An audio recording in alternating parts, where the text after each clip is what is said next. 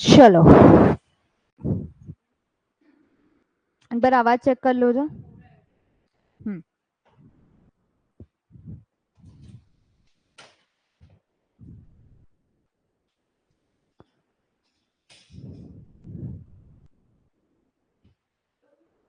Clear है आवाज?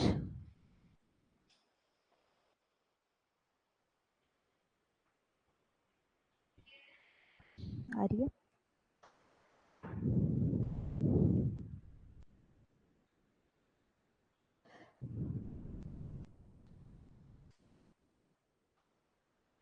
चलो, सो गुड मॉर्निंग एवरीवन। आज हम लोग डिस्कस करने वाले हैं एमसीक्यू मॉड्यूल के आईसीआई के from question number 1 to question number 50। ठीक है, और साथ साथ में इसके साथ हम जो भी वो मॉड्यूल के एमसीक्यू के कॉन्सेप्ट्स रहेंगे वो एमसीक्यू में पर्टिकुलर वो कॉन्सेप्ट भी हम लोग फटाक से रिवाइज कर देंगे। ठीक है, सो ताकि तुम्हारा इन शॉर्ट चैप्टर रिवाइज हो जाएगा। करें स्टार्ट।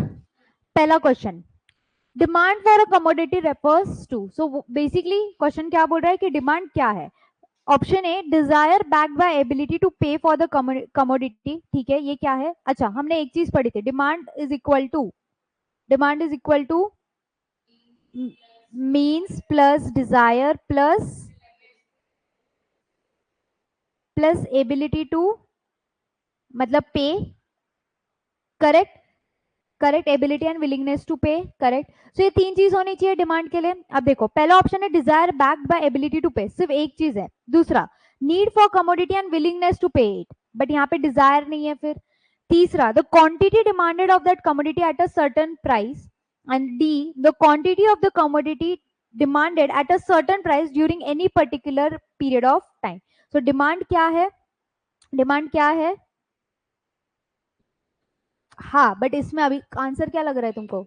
डी। क्यों? द क्वांटिटी जो हम क्या कर रहे हैं, सर्टन प्राइस पे सर्टन टाइम पे डिमांड कर रहे हैं। करेक्ट, तो इसमें ये भी आता है कि मींस क्या है, डिजायर है हमारी वो टाइम पे उसको खरीदने की प्लस वो प्राइस पे खरीदने की, यानी कि हमारे पास एबिलिटी भी है पे करने की। क्लियर? सो ऑप्शन है D. Second, contraction of demand is the result of. अब कॉन्ट्रैक्शन क्या होता है? दो चीज होते हैं, contraction and expansion. When change in demand is due to change in price, तो उसको बोलते हैं कॉन्ट्रैक्शन एंड एक्सपांशन। तो कॉन्ट्रैक्शन मतलब क्या? जहां पे तुम्हारी डिमांड कम हो रही है due to increase in price, तो क्या आ जाएगा? Decrease in number of consumer, increase in the price. Contraction मतलब डिमांड कम हो रही है due to increase in price, तो आंसर है B. Correct. Third, all but one of the following are assumed to remain the same while drawing an individual's demand curve for a commodity, which one is it? यानी कि वो लोग क्या बोल रहे हैं, डिमांड कर्व या लॉ ऑफ डिमांड किसने दिया है? Professor Alfred Marshall. उन्होंने क्या बोला? याद है वो line, other things being constant, when price increases demand decreases, when price decreases demand increases. तो लॉ ऑफ डिमांड क्या बोलता है? बाकी सब चीजें सेम रहेगी, सिर्फ एक चीज चेंज होगी, वो कौन सी है? Price of the demand. Correct, तो आंसर क्या आ जाए? Price of the commodity, answer है सी। क्लियर? सो द प्रेफरेंस नहीं, वो अदर फैक्टर्स में आ जाता है। मॉनेटरी इनकम अदर में आ जाता है, price of related goods other में आ जाता है, तो बाकी कौन सी चीज जो चेंज होती है? बस और बस प्राइस।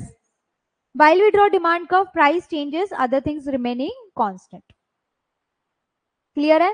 फोर्थ वाला, विच of the following pairs of goods is an example of substitute. Substitute मतलब वो गुड्स जो एक दूसरे की जगह पे क्या हो सकते हैं? यूज हो सकता है। पहला है टी एंड शुगर, टी की जगह शुगर यूज कर सकते हैं क्या? नहीं, तो ये सब्सटीट्यूट पेयर है क्या? नहीं। Second, T and coffee, again ये सब्सटीट्यूट पेयर है क्या? है ना, टी की जगह कॉफी पी सकते हैं, कॉफी नहीं मिली तो टी पी लेंगे, तो ये सब्सटीट्यूट हो गया। पेन एंड इंक, पेन के बिना इंक कुछ काम की है क्या? नहीं, तो वो हो जाता है कॉम्प्लीमेंट्री। शर्ट एंड ट्राउजर, सिर्फ शर्ट पहन के बाहर निकल सकते हो क्या? या सिर्फ ट्राउजर पहन के? नहीं, अगेन दिस आर कॉम्प्लीमेंट्री। तो सब्स्टिट्यूट मतलब एक दूसरे को रिप्लेस कर सकते हैं, कॉम्प्लीमेंट्री मतलब एक दूसरे के बिना एक दूसरे का काम नहीं चलेगा। तो यहाँ पे answer is B, that is tea and coffee. चलो, फिफ्थ वन इंपॉर्टेंट वन है, बहुत बार पेपर में देख चुके हैं हम लोग, ये ऐसे क्वेश्चंस और इजी है। In the case of straight line demand curve meeting the two axes, the price elasticity of demand at the midpoint of the line would be। देखो, straight line demand curve meeting the two axes, इसका मतलब ये कौन से method की बात कर रहा है? ज्योमेट्रिक मेथड, और ज्योमेट्रिक मेथड में जो भी मिड पॉइंट होता है that is elasticity is equal to 1। तो आंसर क्या हो जाएगा 1। मिड पॉइंट, डायरेक्टली क्वेश्चन पे ध्यान दो, मिड पॉइंट बोला है तो mid point is equal to 1, और जब वो नीचे टच करता है तो 0, जब एक्सेस पे टच करता है, उससे नीचे जाता है तो नेगेटिव। क्लियर? तो फिफ्थ का आंसर है B. Sixth, the law of demand assuming the other things remain constant establishes the relationship between other things। गई भाड़ में, हमको other things से कुछ लेना देना क्या नहीं। लॉ ऑफ डिमांड किसकी बात करता है? सिर्फ price and quantity demanded.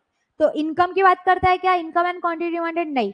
Price of good and quantity demanded, yes. Price of good and demand for it substitute, उसकी बात करता है क्या? नहीं। And quantity demanded and relative price of its complementary, complementary goods और प्राइस को कुछ लेना देना है नहीं। तो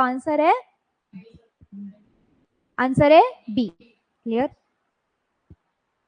next, identify the factor which generally keeps the price elasticity of demand for a good low. Again important question है, थोड़ा सा हटके क्वेश्चन है। अब देखो वो क्या बोल रहा है, ऐसा फैक्टर जो प्राइस इलास्टिसिटी या प्राइस इलास्टिसिटी ऑफ डिमांड क्या रखेगा? गुड लो रखेगा। गुड लो मतलब less than 1। Elasticity of demand कैसे होनी चाहिए? Less than 1। हमारे पास कितनी इलास्टिसिटी है? Equal to 1, more than 1, less than 1, 0 and infinite. Good लो मतलब लेस देन 1 होनी चाहिए। आ जाओ, variety of uses for that good. अगर वो गुड की जो यूज है वो ज्यादा है तो उसकी इलास्टिसिटी ज्यादा रहेगी कि कम रहेगी? ज्यादा रहेगी। क्यों? जितना ज्यादा गुड का यूजेस तो उतनी ज्यादा प्राइस बढ़ेगी, तो हम उसका यूज कम कर देंगे, और प्राइस कम होगी तो हम उसकी यूजेस बढ़ा देंगे, तो ज्यादा खरीदेंगे, मतलब इलास्टिसिटी मोर देन 1 है। करेक्ट। दूसरा, very low price of the commodity. अगर प्राइस ही लो है कमोडिटी की, प्राइस ही लो है यानी कि ये इंफीरियर गुड्स की तरफ कुछ जा रहा है, कि अगर प्राइस ही लो है तो हमको इलास्टिसिटी ज्यादा फर्क पड़ने वाला है क्या?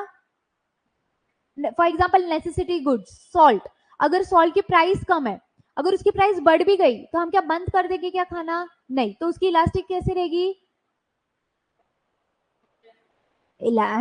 मोर देन 1 मतलब क्या? कि प्राइस चेंज हो रहा है तो डिमांड चेंज हो रहा है। लेस देन 1 मतलब क्या? प्राइस चेंज हो रहा है लेकिन डिमांड में कुछ भी बदल नहीं आ रहा, तो लेस देन 1 होगा। क्योंकि प्राइस ही अगर लो है वो गुड की, तो उसकी प्राइस ही कम है, तो उसकी अगर प्राइस बढ़ भी गई तो हमको कुछ फर्क पड़ने वाला है क्या? नहीं, सस्ते गुड्स है।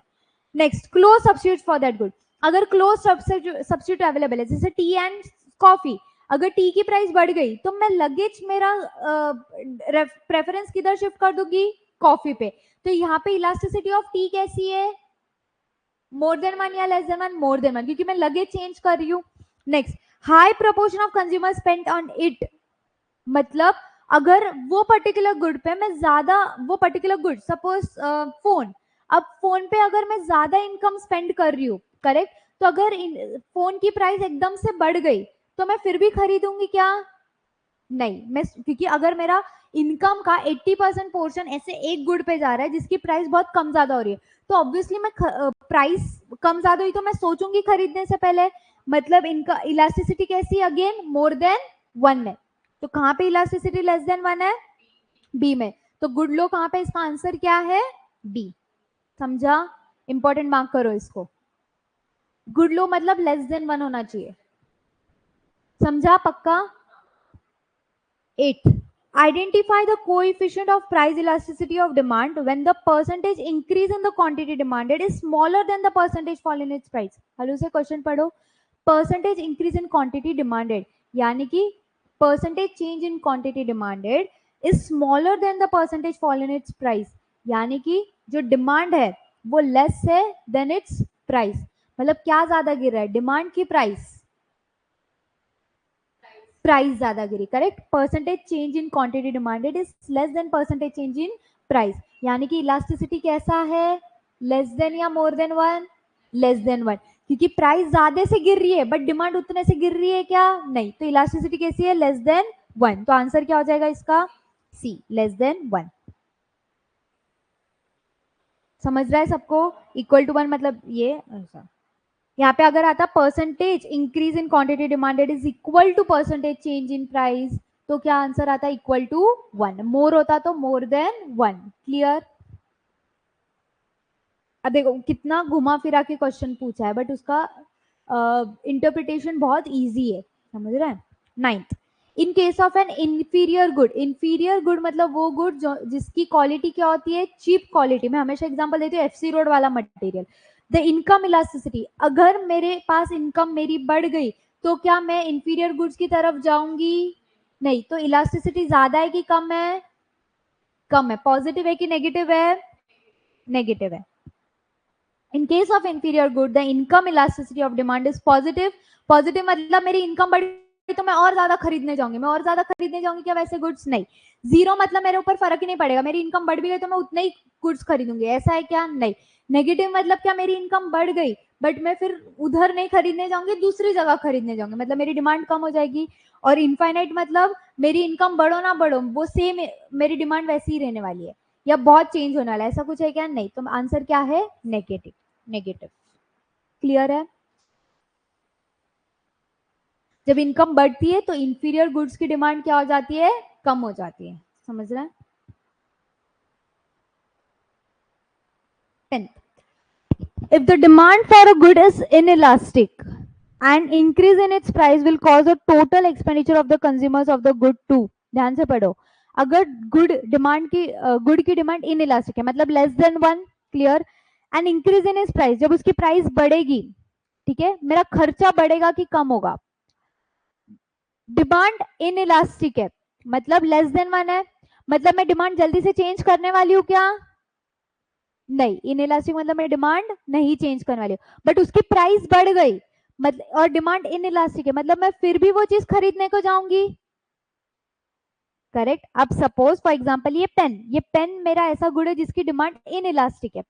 अब इसकी प्राइस बढ़ो कम हो मेरे को फर्क नहीं पड़ता, मैं वो खरीदने जाऊंगी। पहले इसकी प्राइस 20 रुपए थी तो मैं 20 रुपए खर्चा कर रही थी। अब इसकी डिमांड सेम रहे, इन इलास्टिक है क्योंकि डिमांड, बट इसकी प्राइस 20 से 40 हो गई तो मेरा खर्चा क्या बढ़ जाएगा? 40 हो जाएगा, मतलब मेरा एक्सपेंडिचर क्या हो जाएगा? बढ़ जाएगा। तो आंसर क्या है? इंक्रीज। तो देखो, if elasticity is less then one, price and expenditure move in same direction. ये मैंने नोट्स में भी लिखवाया है तुमको, ठीक है। सो प्राइस इंक्रीज तो एक्सपेंडिचर, बिकॉज डिमांड मेरी कम नहीं होने वाली ना। तो आंसर क्या है? डी।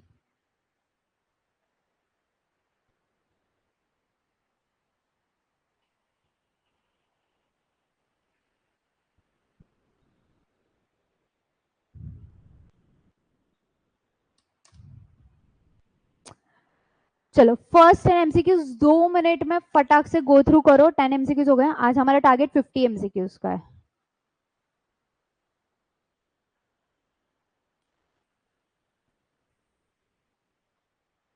राधा क्लास क्यों नहीं आई है?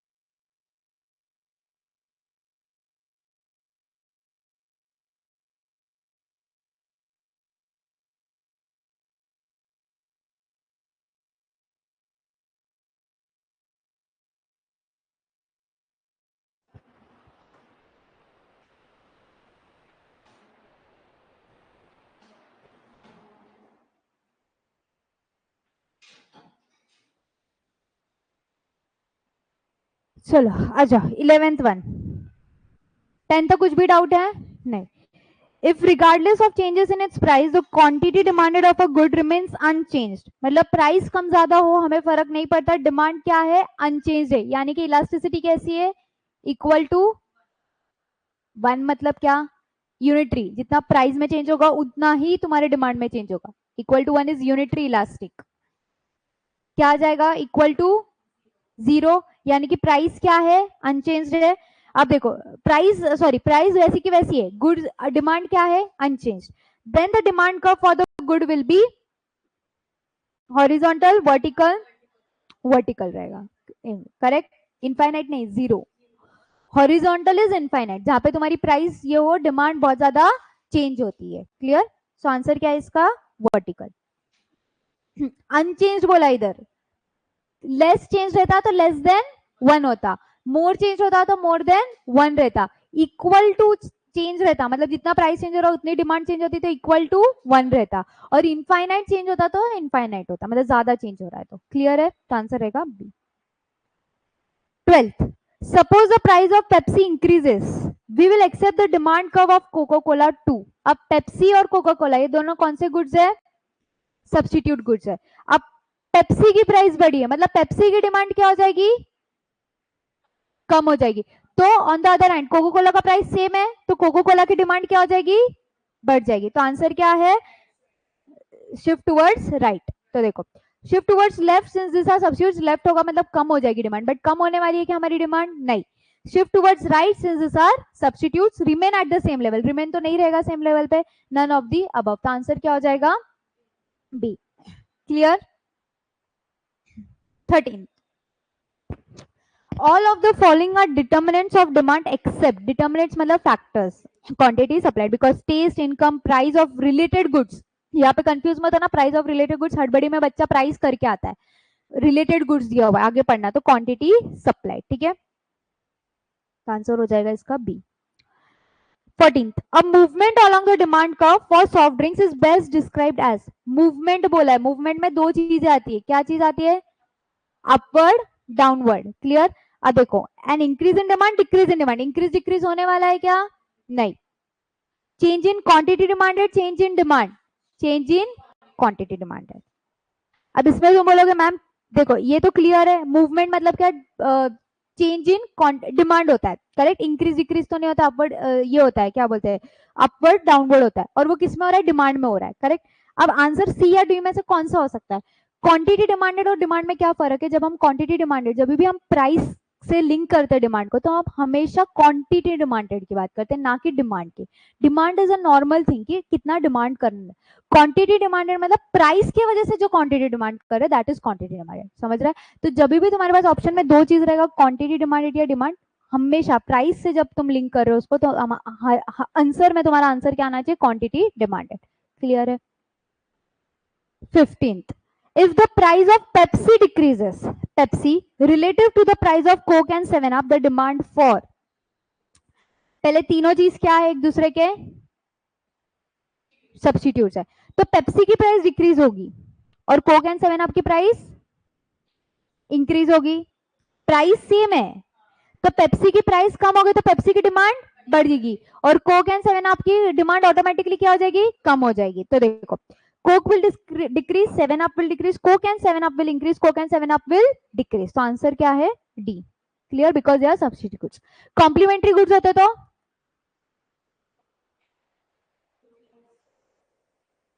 इंक्रीज होता सबका, क्योंकि प्राइस गिर रही है ना, तो सबका इंक्रीज हो जाता।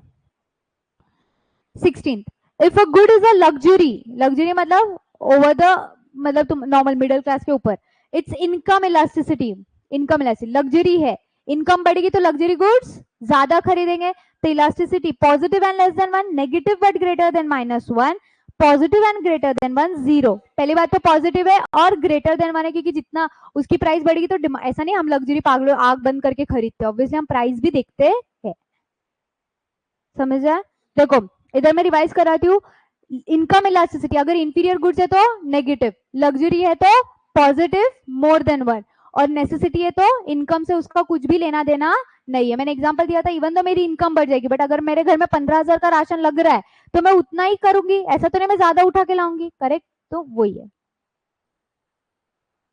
17th, the price of hot dogs increases by 22% and the quantity of hot dogs demanded falls by 25%. मतलब प्राइस 22% और डिमांड 25%। मतलब इलास्टिसिटी मोर देन 1 है कि लेस देन है? मोर देन 1 है। This indicates the demand for hot dogs is elastic. Clear? अगर increase भी 25% से होता है, डिक्रीज भी 25% से होता है, तो आंसर क्या था? Unitary elastic. 18th, तो इसका आंसर है इलास्टिक। यस,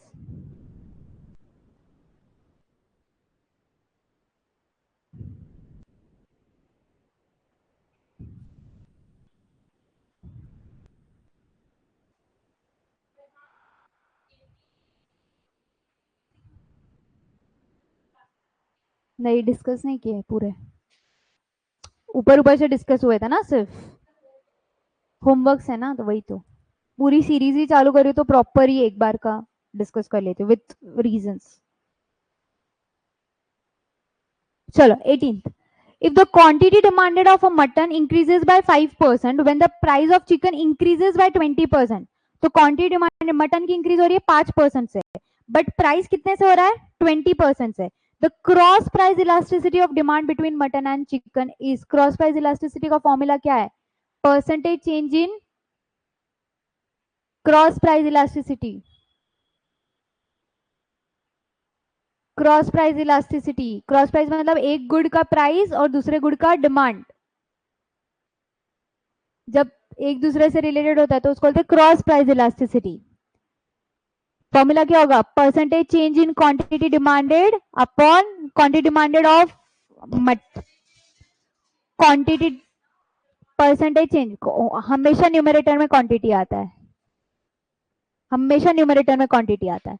कभी भी तुम्हारे कौन से भी फॉर्मूला में ऊपर प्राइस नहीं आएगा, हमेशा क्वांटिटी डिमांडेड ऊपर रहेगा न्यूमरेटर में।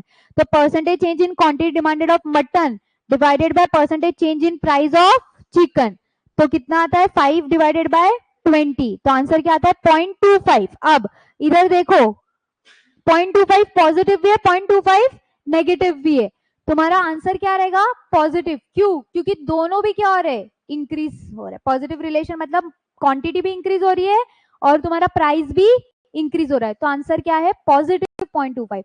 अगर एक इंक्रीज और एक डिक्रीज होता तो आंसर नेगेटिव होता, या दोनों डिक्रीज होते तो भी आंसर पॉजिटिव होता। पॉजिटिव रिलेशन है ना, दोनों सेम डायरेक्शन में जा रहे हैं। समझ रहा है? समझा सिद्धि? इसलिए इंपॉर्टेंट है। पॉजिटिव होता समृद्धि, दोनों नीचे जा रहे तो भी पॉजिटिव होता, नेगेटिव मतलब इनवर्स। क्लियर?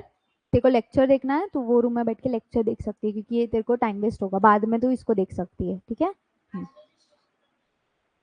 आज डॉक्यूमेंट्स लाइए, ठीक है, कर लेंगे आज। और 9,000 लाइए, ठीक है।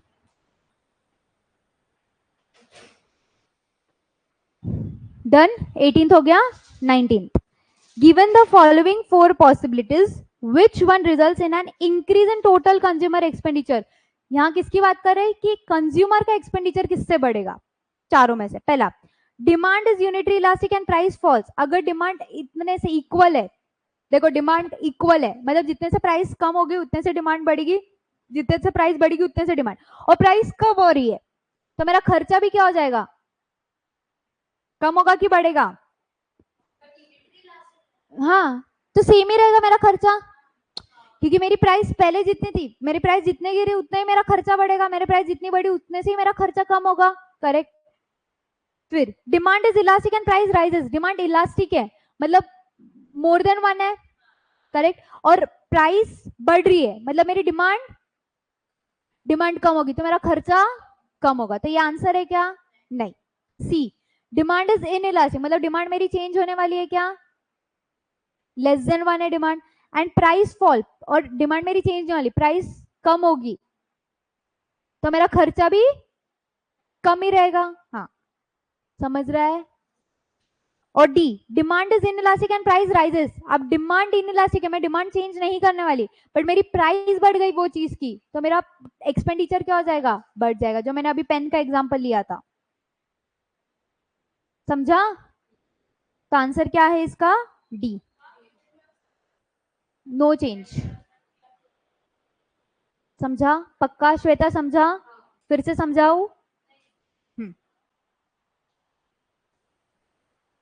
टोटल एक्सपेंडिचर तब बढ़ेगा when demand does not change but price increases, मतलब डिमांड इन इलास्टिक होनी चाहिए, प्राइस बढ़ रही है। Clear?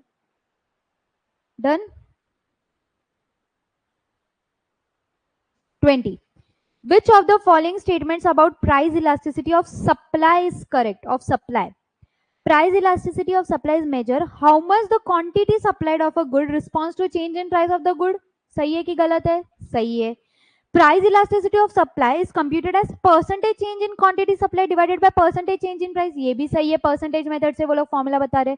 C, price elasticity of supply in the long run would be different from that of short run. ये भी सही है क्योंकि long run में सारे factors change होते हैं तो हमारा supply change होगा, short run में कम factors change होते हैं तो हमारा supply कम change होगा। करेक्ट? तो आंसर क्या है इसका, D। तो हर चीज करेक्ट है, तो all of the above। Clear? 21. Which of the following, अच्छा 20 हो गए फटफट, 10 to 20, 11 to 20 में कुछ भी डाउट है क्या, एक बार देख लो सब कुछ।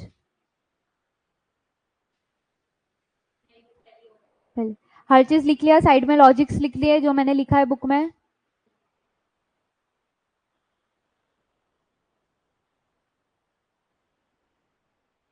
चलो बड़े आ गया। 21.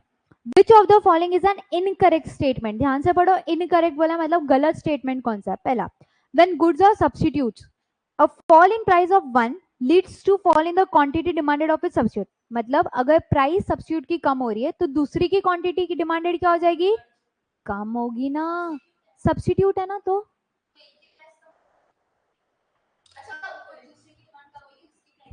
यस यस, मैंने हमेशा बोला है सब्स्टिट्यूट एक दूसरे से डायरेक्टली रिलेटेड रहते हैं, कॉम्प्लीमेंट्री एक दूसरे से इनवर्सली रिलेटेड होता है। समझ रहा है?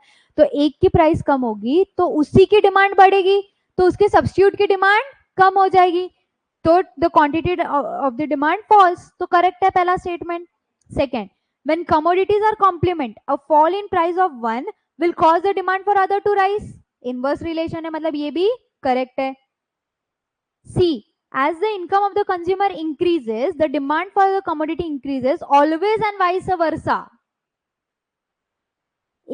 अग्रीड, इनकम जब बढ़ती है तो हमारी डिमांड बढ़ेगी, ऑब्वियसली हमारे हाथ में पैसा आएगा, बट ऑलवेज नहीं। नेसेसिटी में बढ़ता है क्या, नहीं। सो ऑलवेज नहीं, वो जो वर्ड ऑलवेज डाल दिया ना उससे वो क्या हो गया, इनकरेक्ट हो गया। And D, when a commodity becomes fashionable people prefer to buy it and therefore its demand increases. Yes, वो कौन सा इफेक्ट है ये, चार इफेक्ट पढ़े थे, snob appeal effect, Veblen effect, band wagon effect. Band wagon क्योंकि सब बैंड में चल रहा है, जो जैसा चल रहा है वैसा हम उसको उठाते हैं। क्लियर? तो आंसर है सी। क्लियर? इधर सिर्फ एक वर्ड है ऑलवेज के वजह से उन्होंने ये किया। बढ़ू आगे। 22nd। Suppose the price of movies seen at a theatre rises from 120 to 200 पर पर्सन। ठीक है, तो P0 क्या है मेरा, प्राइस P0 क्या है 120, P1 क्या है 200। The theater manager observes that the rise in price cause attendance at given movie to fall। मतलब ये क्या है, तुम्हारी quantity demanded.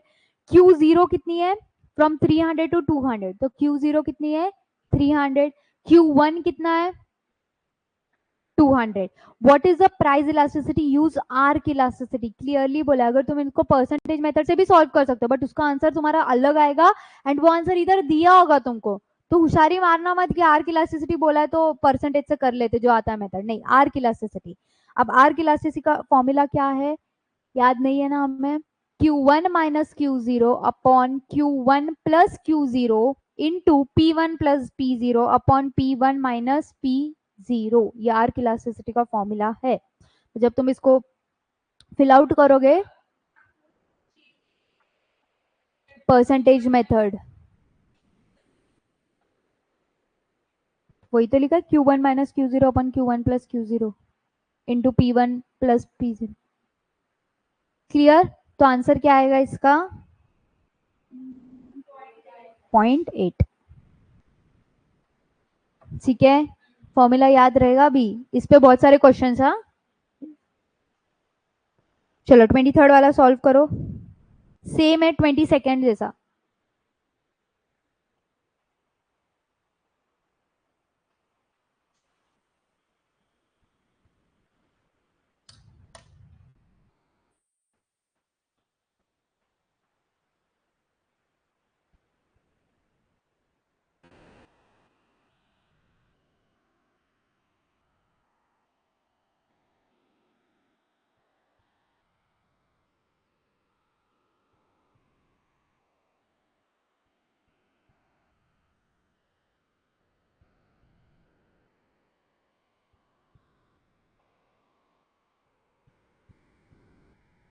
One point, correct.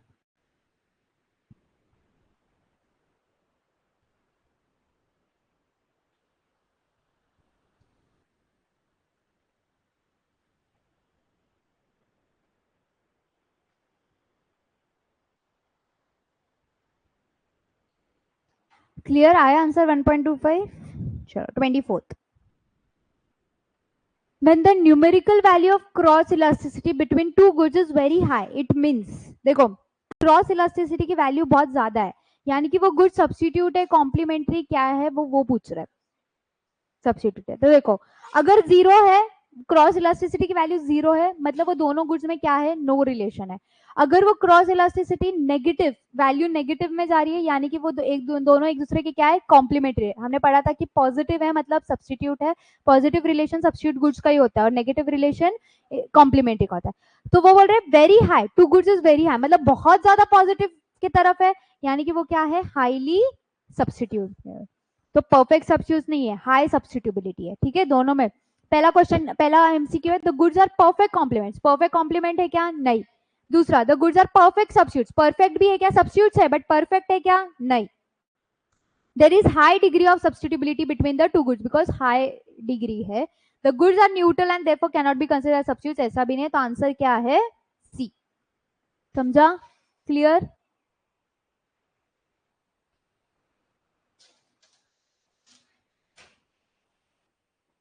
25th, again 25th वाला तुम्हारा 22nd जैसा है। देखो आर्क इलास्टिसिटी पे कितने सारे क्वेश्चन है बुक में, करो सॉल्व।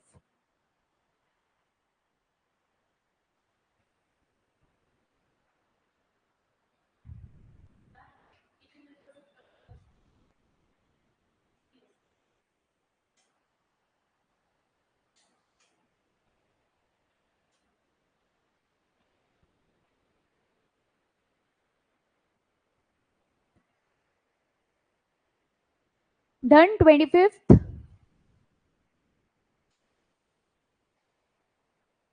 चलो 25th वाला तुम लोग घर पे कर लेना, वो सेम है 22nd। ठीक, आ जाओ 26। If demand is inelastic, मतलब डिमांड क्या है, less than 1, and electricity charges increase, डिमांड हमारी बदलने वाली, इलेक्ट्रिसिटी की प्राइसेस बढ़ गए, which of the following is likely to occur, quantity demanded will fall by relatively large amount, ऐसा होने वाला है क्या, नहीं, बिकॉज डिमांड इन इलास्टिक है। Quantity demanded will fall by relatively small amount, quantity demanded will rise in the short run but will fall in the long run, ऐसा कुछ है क्या शॉर्ट और लॉन्ग का, नहीं। Quantity demanded will fall in the short run but rise in the long run, again ऐसा कुछ है क्या, नहीं। तो आंसर क्या है इसका, बी, क्योंकि इन इलास्टिक है तो कम होगा बट इतने से कम नहीं होगा। 27th आ जाओ। Suppose the demand for meals at a medium price restaurant is elastic, मतलब क्या, मोर than 1। If the management of the restaurant is considering raising price, it can expect a relatively more than 1 है तो price बढ़ गई तो demand कम हो जाएगी, ज्यादा गिरेगी, कम हो जाएगी। So large fall in quantity demanded, large fall in demand, small fall in quantity demanded, small fall in demand. Large है, अभी ए और बी में से कौन सा है, 100, क्यों, क्योंकि हम प्राइस से कंपेयर करें, तो आंसर क्या हो जाएगा, ए। देखो यहाँ पे प्राइस की वजह से नहीं, अदर फैक्टर्स की वजह से अगर तुम्हारी डिमांड फॉल होने वाली है तो आंसर तुम्हारा बी होता, बट यहाँ हमने चेंज क्यों हो रहा है, बिकॉज ऑफ प्राइस। तो आंसर क्या है, क्वांटिटी डिमांडेड। समझ रहा है, क्लियर है? अब 28, पॉइंट इलास्टिसिटी, याद आ रहा है पॉइंट इलास्टिसिटी मेथड, जहां पे कितना चेंज हो रहा था, बहुत ज्यादा कम, इनफाइनाइटेसिमल, याद आ रहा है इनफाइनाइट, हाँ किस वेरी स्मॉल चेंज। तो देखो इसमें से किधर तुमको लग रहा है स्मॉल चेंज है? The book store is considering doubling the price of notebooks, नहीं। A restaurant is considering lowering the price of its most expensive dish by 50%. 50% मतलब बहुत बड़ा अमाउंट हो गया। An auto producer is interested in determining the response of the consumer to the price of gas being lowered by rupees 100. Auto consumer मतलब auto चलाने वाला नहीं, automobile जो गाड़ी बनाते वो वाले, तो वो 100 रुपए से अपनी प्राइस कम करने वाला है कार्स की, तो उससे कुछ फर्क पड़ने वाला है क्या? नहीं। तो आंसर क्या हो जाएगा? सी। 29th, a decrease in price will result in an increase in total revenue. यहाँ पे क्या है? प्राइस कम हुई बट टोटल रेवेन्यू कब बढ़ेगा? इफ इलास्टिसिटी क्या होनी चाहिए? More than 1, less than 1, equal to 1, या 0 या इनफाइनाइट? मोर देन 1 होनी चाहिए, करेक्ट। प्राइस कम हुई तो रेवेन्यू बढ़ेगी बट इलास्टिसिटी मोर देन 1 होनी चाहिए, करेक्ट। अब देखो, the percentage change in quantity demanded is less than percentage change in quantity, percentage change in price, तो लेस देन 1 हो गया, नहीं ये answer. The percentage change in quantity demanded is greater than the percentage change in price, यहाँ पे मोर than 1 है। Demand is inelastic मतलब 0 हो गया। The consumer is operating along a linear demand curve at a point at which the price is very low and the quantity demanded is very high, मतलब उसको inelastic है, फर्क ही नहीं, बहुत ज्यादा फर्क पड़ रहा है, सॉरी इलास्टिक है, बहुत ज्यादा फर्क पड़ रहा है, तो ये क्या है? Equal to infinite. तो आंसर क्या है यहाँ पे?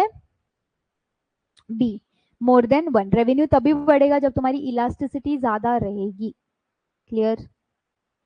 क्योंकि प्राइस कम है तो ज्यादा डिमांड बढ़नी चाहिए तभी तुम्हारा रेवेन्यू ज्यादा होगा, नहीं तो रेवेन्यू कम हो जाएगा ना तुम्हारा। 30, N increase in price will result in an, ये अभी हो गया ना? नहीं, यहाँ पे था, हाँ। एन इंक्रीज इन प्राइस, यहाँ पे डिक्रीज इन प्राइस था, यहाँ पे N increase in price will result in an increase in total revenue. कैसे?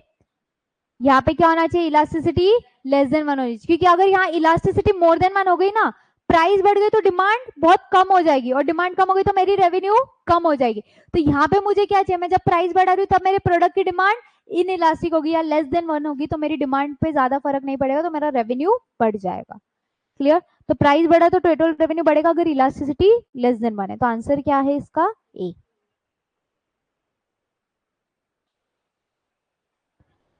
31st, demand for good will tend to be more elastic मतलब more than 1 if it exhibits which of the following characteristics?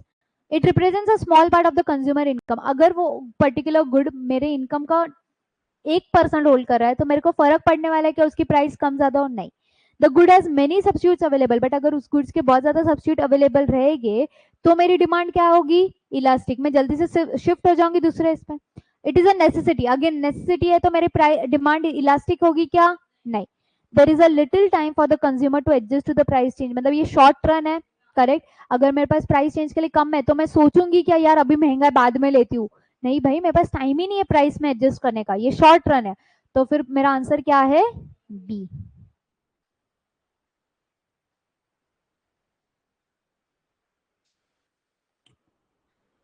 Thirty second, the demand for a good will tend to be more inelastic, inelastic मतलब less than 1 if it exhibits which of the following?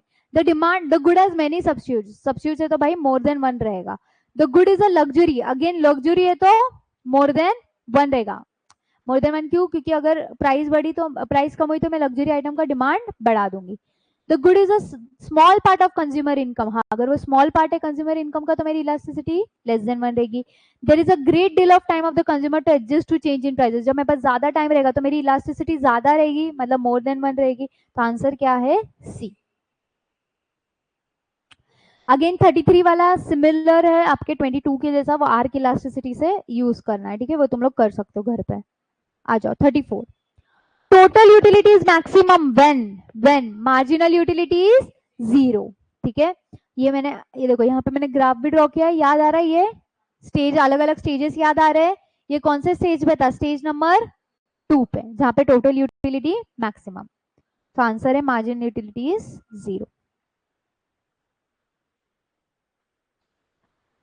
35, Which one is not an assumption? Not an assumption of the theory of demand based on analysis of indifference curve. ठीक है, not an assumption. Indifference का मतलब वो जहाँ पे तुम अलग अलग कॉम्बिनेशन ऑफ गुड्स यूज करे थे to satisfy the similar utility, वो सिमिलर सेटिस्फैक्शन मिले तुमको. अब देखो, given scale of preference between different combination of goods, वही है इंडिफरेंस का, यहाँ पे तुमको अलग अलग कॉम्बिनेशन दिया जा रहा था. Diminishing marginal rate of substitution, ये हमने पढ़ा था. What is marginal rate of substitution? जितने गुड्स तुम सैक्रिफाइस कर रहे हो, जो भी अमाउंट के, उसको marginal rate of substitution. MRS, MRTS technical substitution भी हमने पढ़ा था. कौन से वाले चैप्टर में पढ़ा था एमआरटीएस? हाँ, चैप्टर नंबर 3, जहाँ पे सप्लाई वाले में, सप्लाई में, जहाँ पे हमने यूनिट 3 में बजट के बारे में. करेक्ट, समझ रहा है, याद आ रहा है? हाँ. Diminishing marginal utility of money, ऐसा कुछ हमने पढ़ा क्या? Marginal utility of money. और डी है consumer would always prefer more of a particular good to less of it, other things remaining the same. ये तो हमने पढ़ा ही है कि जब उसको डिफरेंट कॉम्बिनेशन है तो वो एक चीज ज्यादा मांगेगा और एक चीज कम करता जाएगा. तो आंसर क्या है इसका? सी. क्लियर? स्पीड से सही है? स्पीड तुम दोनों, श्वेता स्पीड सही है? पृथ्वी, पृथ्वी तो अभी आया, देखो क्या लिंक पे है. आ जाओ. An indifference curve slopes down towards right since more of one commodity and less of another result in same level of. indifference curve पे कभी भी ग्राफ किधर भी हो, पॉइंट किधर भी हो, वो सेम लेवल ऑफ सेटिस्फैक्शन होता है, क्योंकि वो टॉपिक ही इस पे कि तुम अलग अलग कॉम्बिनेशन ऑफ गुड्स लेते हो टू सेटिस्फाई योर यूटिलिटी, वो इक्वल सेटिस्फैक्शन. तो तुम 2 बर्गर लो और 1 सैंडविच लो, तो भी तुमको सेम यूटिलिटी मिलेगी. तुम 1 बर्गर और 2 सैंडविच लो, तभी भी तुमको सेम यूटिलिटी मिलेगी. वो वैसा ही कॉम्बिनेशन. तो तुम ग्राफ पे किधर भी रहो, ऊपर नीचे, ये तुमको क्या मिलेगा? Same level of satisfaction. और इंडिफरेंस कर्व जितना हाई जाएगा उतना तुम्हारा सेटिस्फैक्शन लेवल बढ़ता जाएगा, higher level of satisfaction. Clear? But वो लाइन पे ऊपर से नीचे तुमको क्या मिलने वाला है? Same level of satisfaction. So same level of satisfaction. Clear?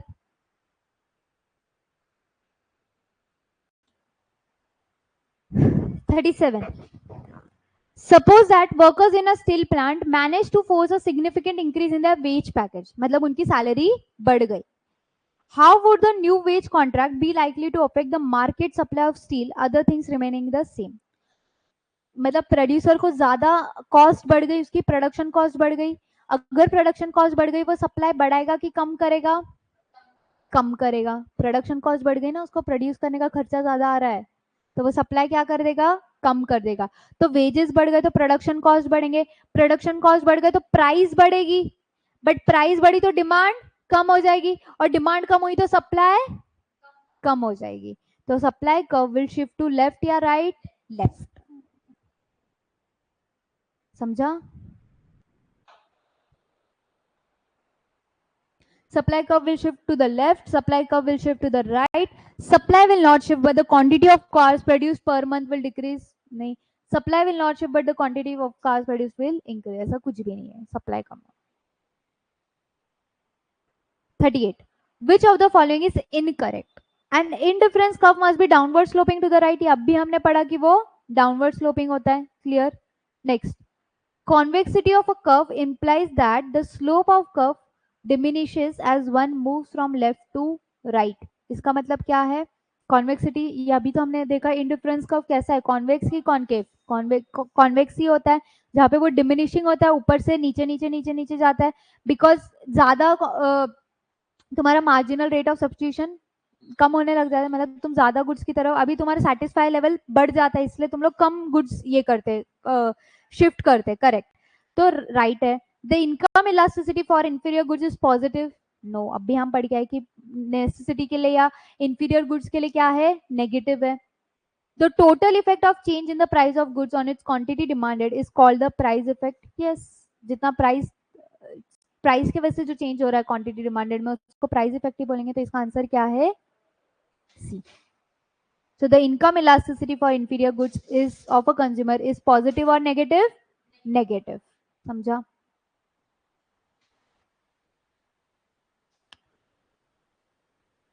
$39. The successive units of stamps collected by a little boy give him greater and greater satisfaction, this is a clear case of, मतलब जितना ज्यादा वो collect करता जाता है उतनी ज्यादा उसकी सेटिस्फैक्शन लेवल बढ़ती जा रही है। ये कौन सा है? ये डीएमयू है कि डिमिनिशिंग लॉ ऑफ डिमांड है? नहीं, ये क्या है? Exception to law of DMU. क्योंकि नॉर्मली डिमिनिशिंग मार्जिनल यूटिलिटी क्या बोलता है, जैसे जैसे तुम और यूनिट्स कंज्यूम करते हो वैसे वैसे तुम्हारा सेटिस्फैक्शन लेवल कम होता जाता है, बट यहाँ पे बढ़ रहा है, तो ये this is an exception. Money क्या है? मनी एक्सेप्शन है कि जितना तुम कमाओगे उतनी तुम्हारी सेटिस्फैक्शन लेवल बढ़ेगी। समझा? मनी। चलो 40, what will happen in the rice market if buyers are expecting higher rice price in the near future? तो उनको क्या लग रहा है कि फ्यूचर में राइस की प्राइस बढ़ेगी, आज तो सेम है बट आज उनकी डिमांड क्या हो जाएगी? ऑटोमेटिकली बढ़ जाएगी, क्योंकि फ्यूचर में क्या? बट अगर बासमती राइस है तो, बट फ्यूचर में अगर उनको लग रहा है राइस प्राइस बढ़ने वाली है तो आज वो डिमांड क्या करेंगे? बढ़ा देंगे। तो आंसर क्या है इसका? The demand for rice will increase and demand curve will shift to the right. Clear?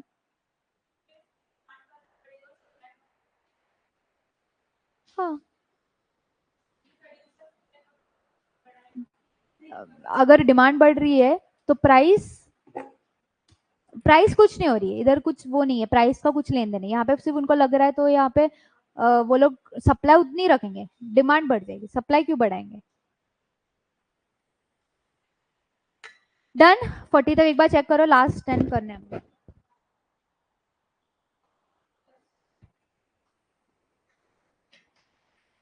50 का टारगेट है।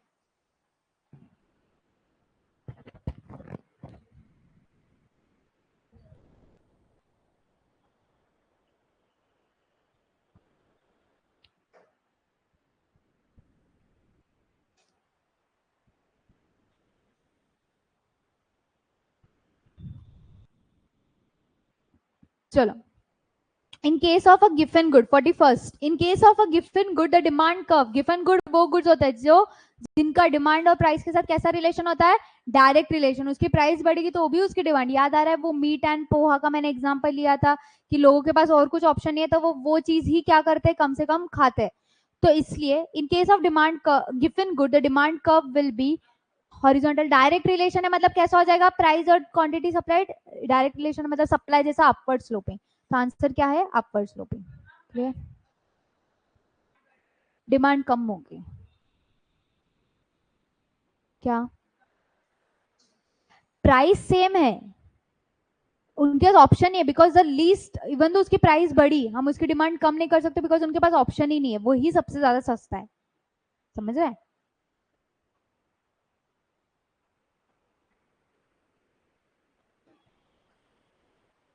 और प्राइस कम रही तो भी डिमांड उतनी ही रहेगी। Clear?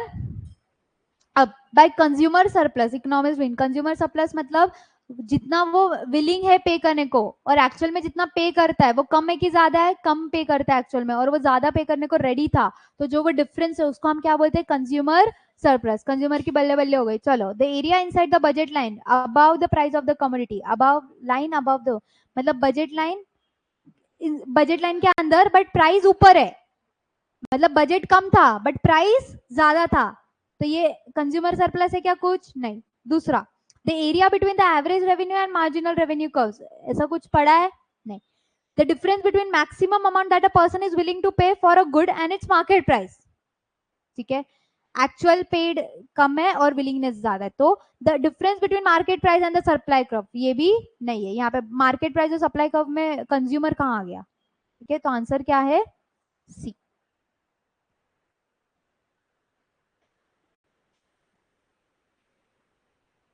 43, which of the following is a property of an indifference curve? Property, it is convex to the origin due to diminishing marginal rate of substitution, ये हमने पढ़ा हुआ है। The marginal rate of substitution is constant as you move along an indifference curve, ऐसा कुछ है क्या? नहीं, उल्टा marginal rate of substitution क्या होता जाता है? कम होता जाता है, ये हमने पढ़ा है। Marginal utility is constant as you have has you, तो ये बी वाला तो गलत है, it is not a property, correct? Marginal utility is constant as you move along in an indifference curve, marginal utility कुछ रहता है क्या इंडिफरेंस कर्व में? मार्जिनल यूटिलिटी रहता ही नहीं है, इंडिफरेंस कर्व में मार्जिनल रेट ऑफ सब्स्टिट्यूशन होता है। The total utility is greatest where the budget line cuts the indifference curve, ऐसा कुछ है क्या? नहीं, तो आंसर क्या है? A. 44 when economists speak of utility of certain good they are referring to utility नहीं, द एक्सपेक्टेड सेटिस्फैक्शन। अब देखो, डिमांड फॉर गुड ठीक है, यूजफुलनेस, सिगरेट, सिगरेट अभी यूजफुल, इवन दो उसकी यूटिलिटी तुमको सेटिस्फैक्शन ज्यादा मिलेगा, बट वो यूजफुल है क्या? नहीं। तो utility is not directly refer to usefulness, it is the expected satisfaction derive from the consuming the good. Clear? Mark करो, जहां पे अभी भी कंफ्यूज हो रहे वो एमसीक्यूज मार्क करके रखो। A vertical supply curve parallel to y axis, simple सा क्वेश्चन है, 0। 46 for a normal good with a downward sloping demand curve, normal good है, downward sloping demand curve है, the price elasticity of demand is negative, the income elasticity of demand is negative। normal good है, downward sloping है, downward sloping रहेगा, downward sloping मतलब क्या हो गया? inverse relation, correct. तो प्राइस इलास्टिसिटी नेगेटिव है मतलब इनवर्स रिलेशन है, बट इनकम इलास्टिसिटी पॉजिटिव होनी चाहिए क्योंकि प्राइस कम हुआ तो इनकम, नॉर्मल गुड है, इनकम कम हुई तो मेरी डिमांड कम है। हाँ, इनकम इलास्टिसिटी मतलब इनकम और डिमांड का रिलेशन होता है, प्राइस और इनकम का रिलेशन नहीं होता है, और प्राइस इलास्टिसिटी मतलब प्राइस और डिमांड का रिलेशन होता है। तो अगर नॉर्मल गुड है तो प्राइस और डिमांड में इनवर्स रिलेशन रहेगा, बट इनकम इलास्टिसिटी क्या रहेगा? अगर इनकम कम है तो डिमांड कम होगी, और इनकम ज्यादा है तो डिमांड ज्यादा रहेगी, मतलब इनकम इलास्टिसिटी कैसा रहेगा? पॉजिटिव। बट यहाँ पे आंसर नेगेटिव, यहाँ पे नेगेटिव है तो ये गलत ऑप्शन है। D the price elasticity is positive, the income elasticity is negative, नहीं। The price elasticity is positive, the income elasticity is positive, नहीं। तो आंसर क्या है? डी, जहां पे price elasticity is negative and income elasticity is positive. समझा? Normal good में जब प्राइस बढ़ता है तो क्वांटिटी कम होती है, नेगेटिव रिलेशन, इनकम बढ़ती है तो क्वांटिटी डिमांड बढ़ती है, और वाइस वर्सा तो पॉजिटिव रिलेशन होता है। समझा? क्लियर है? Next, an increase in supply of good is caused by, supply कब कब बढ़ेगा? Improvement in its production technology, अगर टेक्नोलॉजी बढ़ी तो सप्लाई बढ़ेगा। Fall in price of other goods which can be produce using the same inputs, तो अगर raw material की प्राइस कम हुई तो ऑब्वियसली तुम्हारा सप्लाई बढ़ेगा। Fall in price of factors of production, again production cost कम हुआ तो सप्लाई बढ़ेगा, तो आंसर क्या है? D. 48 elasticity of supply refers to degree of responsiveness of supply of a good to change in its elasticity of supply पूछा है, changes in its price, तो आंसर है B. 49 a horizontal supply curve parallel to the quantity axis, quantity axis मतलब कौन सा access हो गया तुम्हारा? X axis. देखो, एक्स एक्सेस को इस अलग वर्ड में कैसे बोला? क्वांटिटी एक्सेस, मतलब ये एक्स है और ये वाई है, तो इधर हम हमेशा क्वांटिटी लिखते हैं और यहाँ पे हम हमेशा प्राइस लिखते हैं, समझ रहा है? इसलिए उसको क्वांटिटी एक्सेस बोला है। सप्लाई इज हॉरिजॉन्टल लाइन है तो इनफाइनाइट। 50 इजी है, कॉन्ट्रैक्शन ऑफ सप्लाई दो चीजें होती है, expansion of supply, contraction of supply. Contraction of supply मतलब सप्लाई कम हो रहा है बिकॉज प्राइस कम हो रही है, और एक्सपांशन मतलब सप्लाई बढ़ रहा है बिकॉज प्राइस बढ़ रही है, तो इसका आंसर होगा decrease in price of the goods concern, price की वजह से। क्लियर है? यहाँ पे हमारे 1 to 50 एमसीक्यूज हमने डिस्कस कर लिए। नेक्स्ट सैटरडे प्रोबेबली हम लोग, सैटरडे या फिर जो भी लेक्चर अगर ऑफ मिला कोई, तो उसमें हम 50 to 100 करेंगे, 120।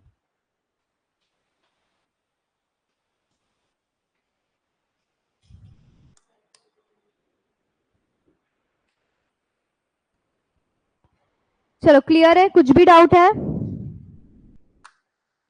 सो मोटा मोटी 1 आवर में हमने 50 एमसीक्यू कर ले। इन शॉर्ट, एक एमसीक्यू कितने मिनट में? 1 मिनट में, with proper reasoning, clear logical, ऐसे भी नहीं कि हमने इजी वाले को छोड़ दिया, हमने प्रॉपर उसका लॉजिक्स लिखा हुआ है। सो नेक्स्ट टाइम जब आओगे तो प्लीज, मैं नहीं बोल रही तुमको एमसीक्यूज पढ़ के आओ, बट एटलीस्ट रिवाइज करके आओ, तो ये तुमको फायदा, मतलब तुम्हारा रिवीजन हो जाएगा इधर फिर से। जैसे क्योंकि अभी मेरे को बहुत से बच्चे लगे जिनको फॉर्मुलेस भी याद नहीं है, मतलब तुम लोग पढ़े नहीं हो रिसेंट टाइम में, तो प्लीज जब भी सेशन होगा उसके आधे घंटे पहले या पहले दिन चैप्टर 2 नोट्स पढ़ के, एटलीस्ट नोट्स एक बार रिवाइज करो तो तुमको ध्यान में रहेगा, तो ये तुम्हारे लिए और ज्यादा फायदेमंद रहेगा। बेनिफिट उठाओ इस चीज का। चलो बाय बाय बाय बाय।